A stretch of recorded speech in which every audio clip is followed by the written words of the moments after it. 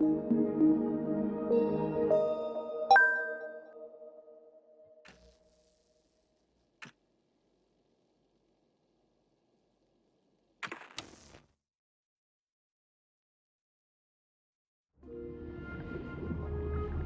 thought I was doomed. But a miraculous thing happened, General. I could breathe. It must have been the helmet that was jammed onto my head. It was a strange and remarkable thing. Some might almost say beyond belief. A narrow-minded fool may indeed, General. But of course, you are no Durak. But even as I sank towards the floor of that lost ocean, my journey was about to take me to darker, stranger territory than ever before. And it happened like this.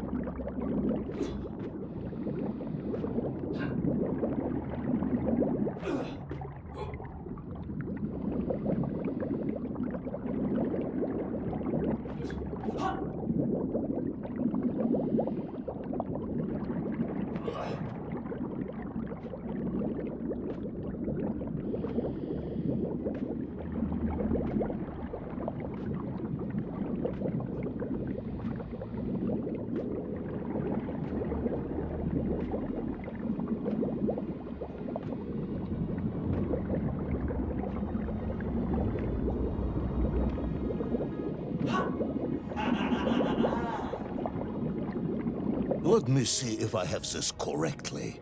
After narrowly failing to apprehend the mad missing explorer Toll and recapture my atomic bomb in your giant snowball, you fell through thin ice and sank to the bottom of a subterranean ocean, discovering along the way that the mind control helmet you had accidentally wedged onto your head enabled you to breathe underwater and resume your pursuit across the seabed. General, you seem perplexed. Perplexed? Perplexed is that the keys to my house are not where I left them. Perplexed is the fact my dog will not eat cheese like other dogs. No, Ivan Ivanovich, I am not perplexed.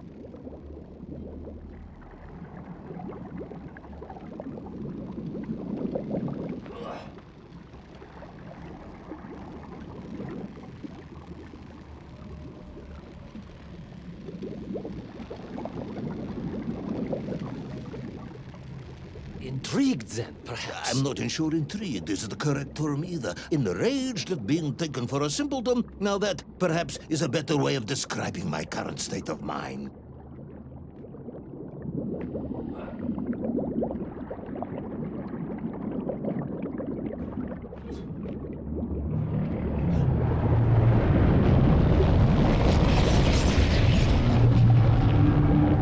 That is unfortunate, General. Once again, Comrade Privalov, I must correct you. Unfortunate is losing one's car in a snowstorm. Unfortunate is booking opera tickets on your wife's birthday and getting the date wrong.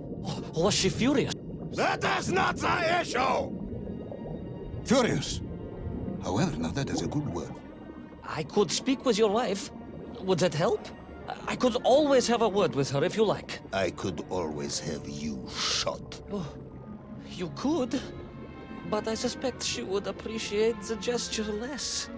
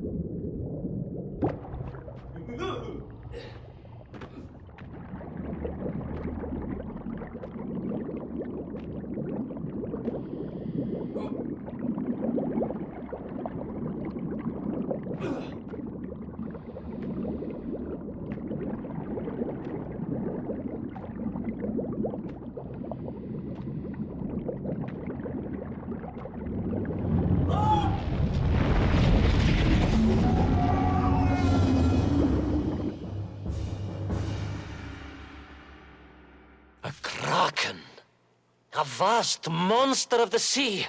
A giant, humongous, many-armed electrical destroyer of ships and cities. Electrical?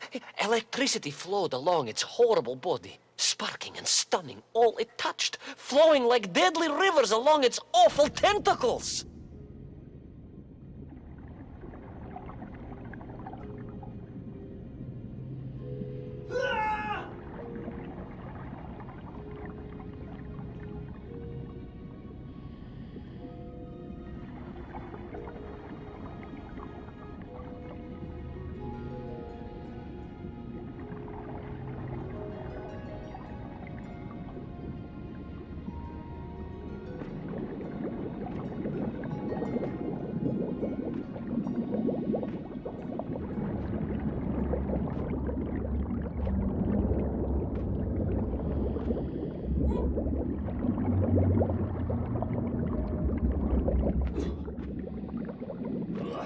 A sobering discovery.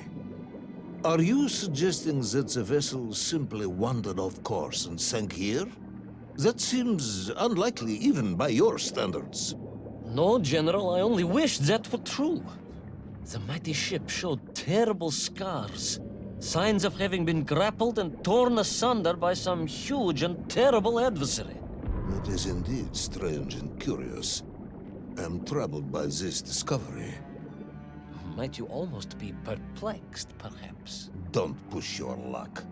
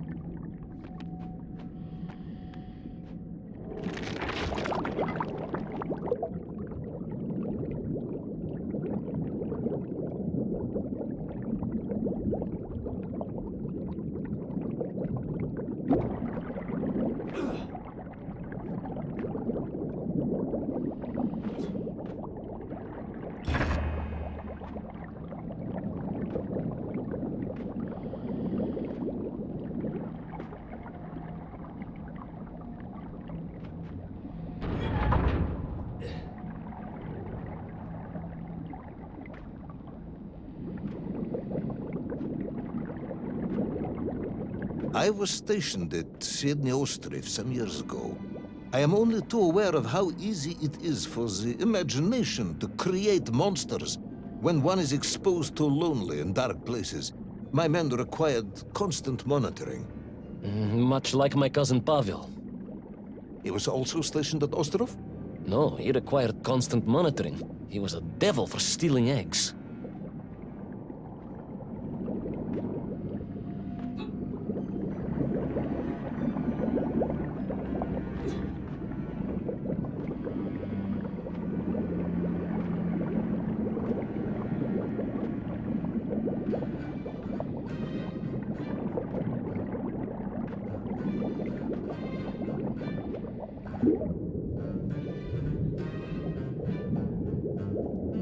I was referring to the fear that something is lurking in the darkness. Something strange, brutish, and ill-intentioned.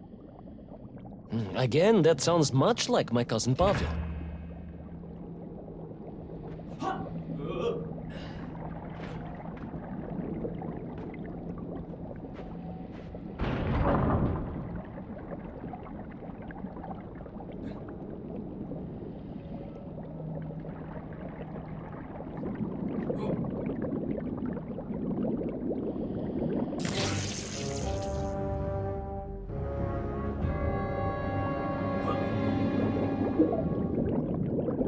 I was referring to the fear that something is lurking in the darkness. Something strange, brutish, and ill-intentioned. Again, that sounds much like my cousin Pavel.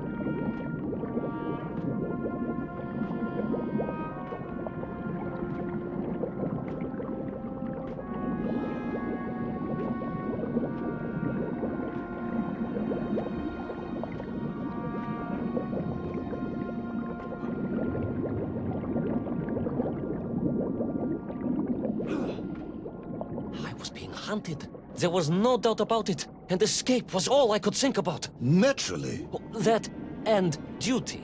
Duty? Yes, General. After all, I had a bomb to recover from that villain Toll. How clever of you to remember that.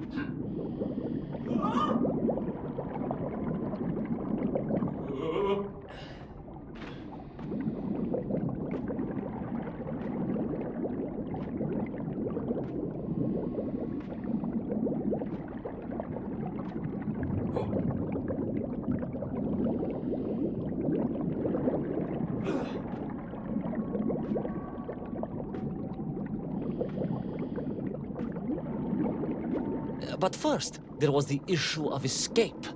Escape from a dreadful, grasping creature that consumed all it could reach, dragging anything that wandered within its clutches to a miserable doom. A hoarder of useless trophies and stolen goods. Once again, Tavarish, I suspect you are pursuing a somewhat tortuous metaphor for capitalism, in the misguided hope of appealing to my political ideals.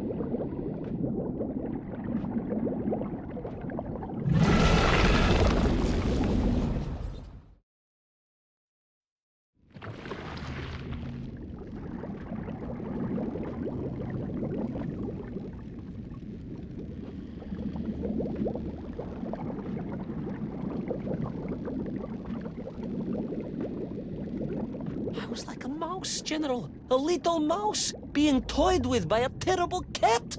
Rather a wet mouse. I was like a little underwater mouse. Being stalked by a giant rubbery electrical cat with 8 tentacles. Exactly, General. Good, I'm glad we cleared that up. You may continue.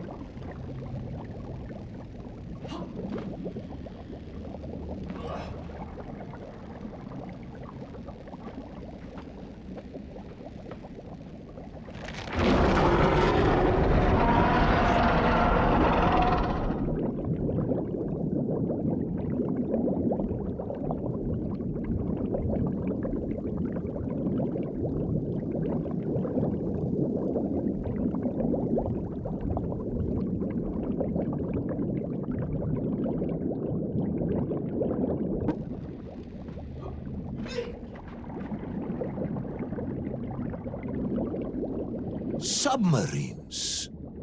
You didn't mention submarines before. Didn't I? Why? No, Navernia, General, of course. Submarines. Millions of them. Several, at least.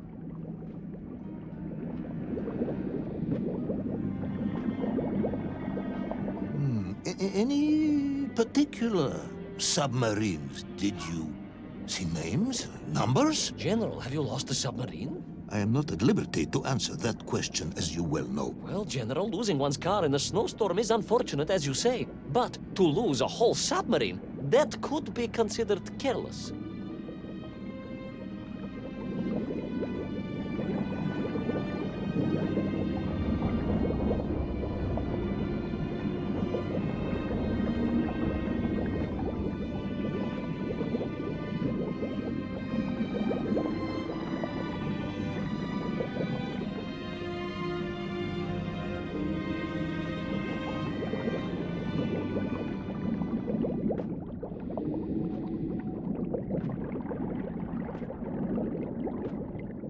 And you are certain it was M. 256? Well, that was painted on the hull, so I can only assume so.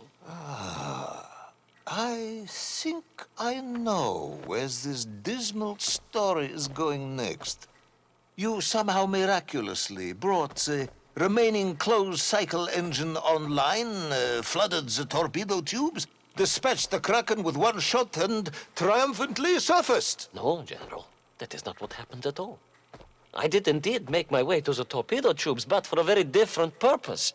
After all, history has taught us that atomic power is not to be toyed with. Much like tired, impatient generals, perhaps. Particularly the perplexed ones. Indeed, General. Or like dogs that will eat no cheese.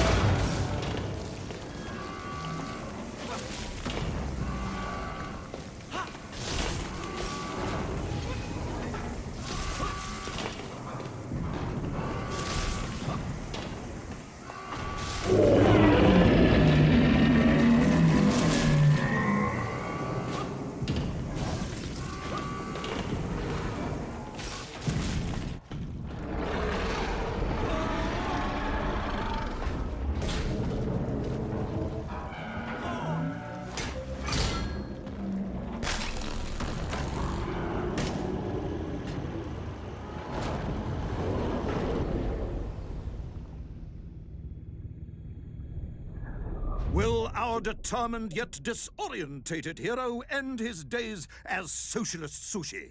Will his daring exploits be cut tragically short by vengeful calamari? Will the general's wife ever forgive him for missing Ruslan and Lyudmila? And just how many eggs did Pavel steal, and where did he keep them? All of these questions and more may or may not be answered in the next exciting episode of Little Orpheus!